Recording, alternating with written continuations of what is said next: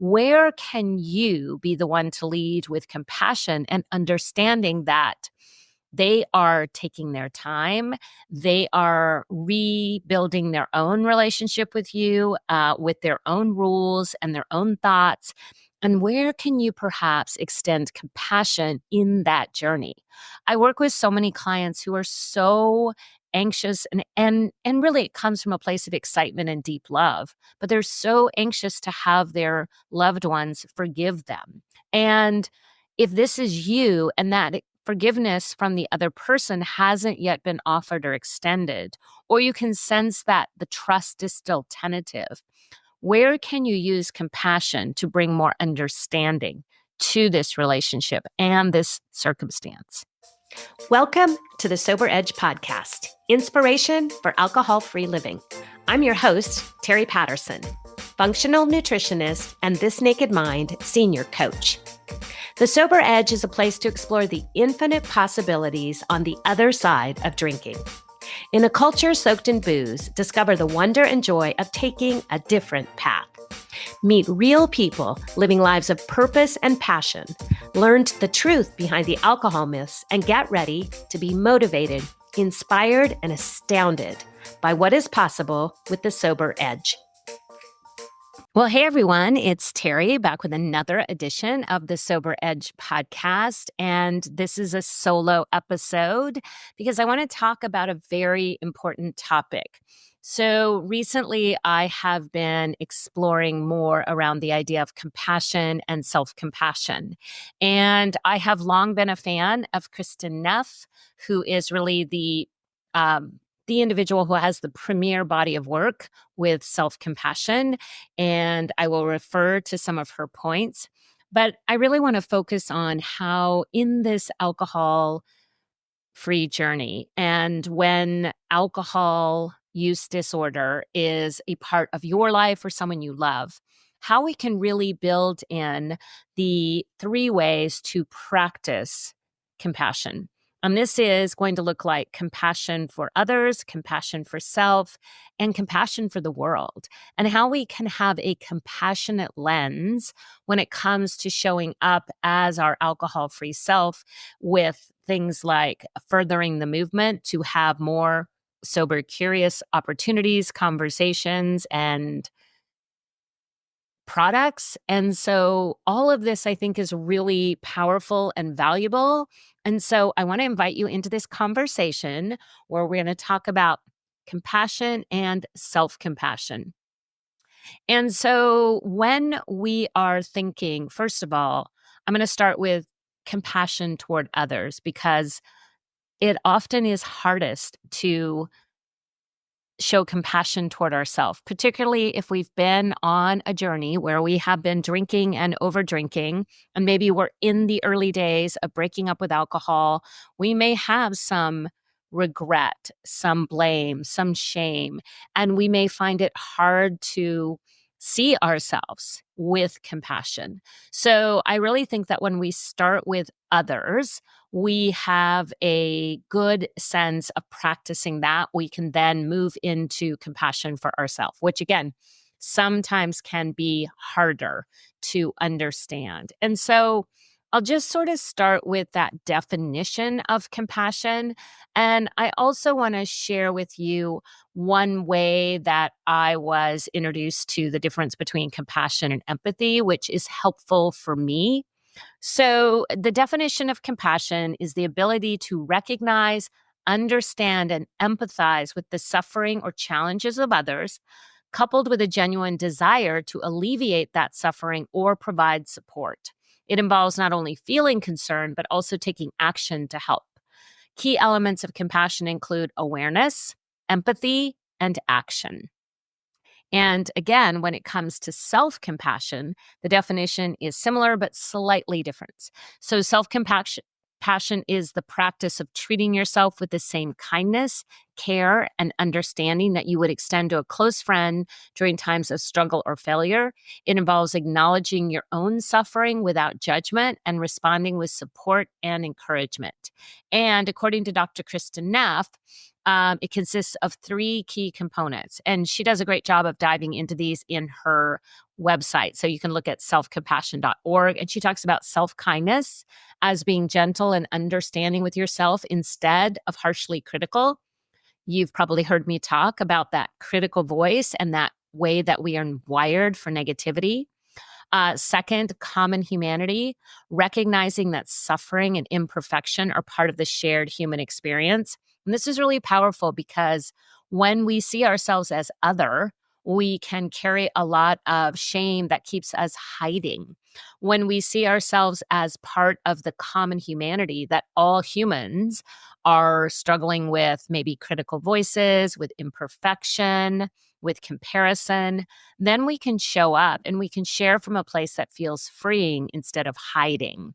And then the third component, according to Dr. Kristen Neff, is mindfulness, observing your thoughts and feelings without suppressing or exaggerating them, staying balanced in your perspective. And really, both compassion and self compassion are essential for fostering emotional resilience and building deeper, more meaningful connections with yourself and others. And so, this is why I believe that compassion is such an important place. So, I don't recall exactly when I first heard this or who introduced me to this concept. And it may not be entirely accurate. So, I'm just invite you to consider if it's helpful for you to consider this definition of compassion as it opposes to empathy. So, I was taught or shared with the idea of the difference between compassion and empathy is that empathy is walking in someone else's shoes, feeling their pain. Compassion is is noticing without feeling the pain. So the analogy that was shared with me was if somebody was down at the bottom of a hole, empathy would be climbing down into the hole and sitting beside your friend or that one who is suffering. That would be empathy, being in the hole with them. Compassion would be reaching down an arm and pulling them out of the hole. And so that would be the place of action. And again, not trying to say that that's the only definition or that's entirely accurate, but it was helpful for me to understand while I don't feel like I have a natural empathetic personality, I can foster more compassion, which actually feels really attainable and really good.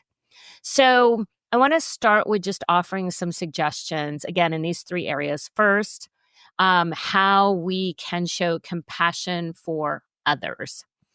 And this would be to start with just asking yourself some questions. So, we want to think about listening, action, forgiveness, and encouragement. So, listening, who in my life needs someone to truly listen to them today? How can I show them they are heard and valued? And so, I love this as a way to kind of explore how we can show compassion. So, the first idea would be listening and really just asking, am I doing a good job of listening to the people in my life? The second would be action. And that would be, how can I show compassion by doing a small act of kindness for someone, even if it's an encouraging word, a compliment, or allowing them to just share their emotional challenges without trying to fix anything. So that would be another way to consider compassion toward others would be action. And then forgiveness. Who have I been holding a grudge against, or how could I extend grace and forgiveness, even if it's just in my heart? And I really love this idea because we and I want to frame it as a way to explore if you're ready to extend forgiveness. And I think a beautiful part of this would be to consider how it feels to actually like have that courageous conversation or reach out to someone, or you can just really start in your heart and ask, is this a place where I can explore compassion by extending forgiveness? And Sometimes it just stays in our heart. Sometimes the person that we are wanting to extend forgiveness to is no longer on this earth. And so it's not possible. And so we can gently wade into this idea of forgiveness without making it right or wrong, no pressure. Simply wade in and explore. Is there someone who I could extend forgiveness to? And then finally, for compassion toward others, really this idea of encouragement. Who can I lift up? And how would it feel to brighten their day? So, really looking around and noticing the people around us. And then that beautiful place of compassion is where we intersect, where we remember where we notice and respond. So, whether it's listening, doing a small act of kindness, perhaps extending forgiveness or releasing a grudge, and then offering encouragement. So, compassion toward others. And on this alcohol free journey, compassion toward others might be if there's someone in your life who is struggling with their own addiction, then we can start to bring these ideas of listening and encouragement gently into that relationship. It might even be that the compassion that you might want to consider fostering toward others is someone in your life who has not yet come back to trusting that you are going to stay on this alcohol free journey, that you might feel that, wow, I'm really disappointed. This person doesn't feel like they trust me yet. Our relationship is still challenging. Where can you be the one to lead with compassion and understanding that they are taking their time. They are rebuilding their own relationship with you, with their own rules and their own thoughts. And where can you perhaps extend compassion in that journey? I work with so many clients who are so anxious and really it comes from a place of excitement and deep love, but they're so anxious to have their loved ones forgive them. And if this is you and that forgiveness from the other person hasn't yet been offered or extended, or you can sense that the trust is still tentative, where can you use compassion to bring more understanding to this relationship and this circumstance? And then, it becomes a little bit more difficult sometimes to have self compassion. Part of it is because we tend to be our own harshest critics. We sometimes carry a lot of stories and memories from things that happened where we are reluctant or really unable to get around or, let go of those stories. And so we might be carrying some negative self talk and we might not even be aware of it. And so once we have been practicing compassion toward others, it's time to consider that beautiful self compassion. And again, sometimes this can be a little harder and more difficult. So, really, when we think about it, we want to start with just this idea again of the words that we use and reflection, really bringing some awareness into the way we've been talking to ourselves, being gentle as we explore that, and then having a reflection that is around what is one kind thing I can say to myself today.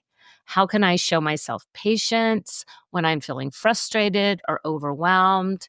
And we want to really imagine what it would feel like to extend that grace and compassion to someone else and then turn that inward. When it comes to action, I invite you to really consider when was the last time you really listened to your own needs and acted on them? If you needed to rest, were you self compassionate enough to take that period of rest? Were you self compassionate enough to say no to something that would overextend you or wasn't going to serve you in your alcohol free journey? Perhaps you are, you know, uh, extending yourself in ways that you find that you're physically tapped out. Would an action be considering, what do I really need? Maybe I need a to skip the workout and call a friend or go for a walk with a friend, really considering what action would serve you best and bring in some gratitude to your self compassion. Ask yourself, what's one thing I've done recently that I'm proud of, even if it's small? How can you celebrate that? And, again, anytime we're using gratitude, I get really excited because it's been really key in my own journey. And what we think about, we bring about. What we focus on, we're going to get more of. So as we focus on all of the small things that we are doing right, and maybe no one else even knows, but we can celebrate these small wins and changes and bring such gratitude into them. Also, we can have this idea of healing from self compassion.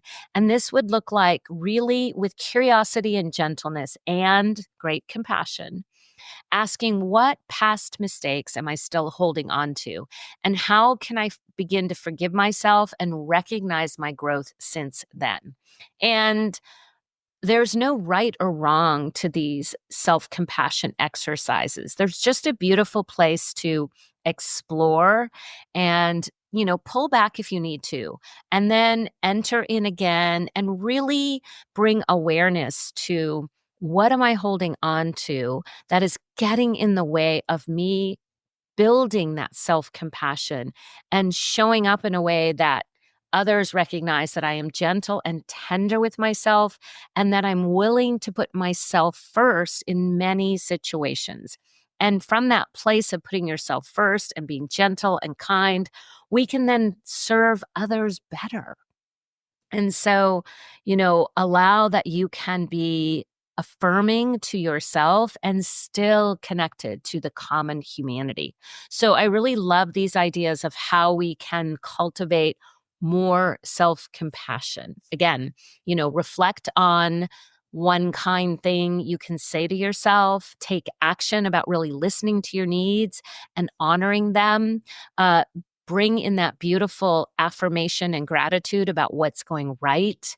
And then that healing ability to say, what small or large mistake am I holding onto? And how can I begin to forgive myself and recognize that growth? And then finally, I want to share a few ideas of how we can bring compassion into the world and in specifically into our alcohol free journey. So, really thinking about compassion for the world. This is a way, there's something called a loving kindness meditation where we talk about, and I am going to miss the cue because it's not a practice that I do a lot, but this loving kindness meditation allows that we start with ourself and then those around us and then the world. So we can have a community idea of practicing compassion. How can I contribute to my community? It could be volunteering, donating, or even just interacting in a warm and positive manner with a stranger. We could turn it into an environmental compassion so that we actually can show compassion for the earth, reducing waste, conserving water, planting a tree. And this is such a great practice to take us outside of our own, sometimes convoluted and overwhelming thoughts and into showing how when we are whole and healed from our alcohol use disorder, we can be more impactful and effective in the world around us. We can think about global issues. We can think about generations, like what is something I can do to positively impact the generations ahead of me? Can I be a mentor or an advocate? Can I leave something that will be a legacy where it will impact those future generations? And then really thinking of how we can create kind of these ripples of kindness and compassion. And that's a beautiful place, right? Just such a beautiful place. So, finally, just a few things about compassion in this way that we show up in our alcohol free life. And one way is that we can be kind to ourselves in social situations. So just really bringing in some self-compassion, again, that we may or may not be ready to enter a certain social situation, and we can leave early, and we can build in some awareness of how we're feeling and how to support ourselves. We can be supportive of others on a similar journey, really paying attention to how other people might need encouragement or support. And then we can advocate for more inclusive environments. We can suggest alcohol free options at our favorite restaurants or venues. We can look at how, when we're hosting our own social events, we can make sure that we're building in lots of alcohol free options so that people see us modeling this behavior. We can be a role model in the community as we share our story, perhaps loud and proud, and just showing up for our community in ways that allow us to be our truest, most authentic self. And then how we can celebrate our journey with gratitude. So, it's so powerful to have this thought around compassion, self compassion, compassion for the world, and really having this beautiful lens in which to see how we show up and be kinder, gentler, more effective in our life as we let go of alcohol, learn more about ourselves, create this bold, beautiful life that feels so good. All right. Well, you're going to have lots of opportunities probably in these coming weeks with the holidays upon us to practice compassion to yourself, compassion to others, and compassion to the world. And please, comment. You can always reach me or on Instagram, Terry the Sober Nutritionist. And please come and share your thoughts, because I'd love to know what being more conscious of compassion and self-compassion brings into your life.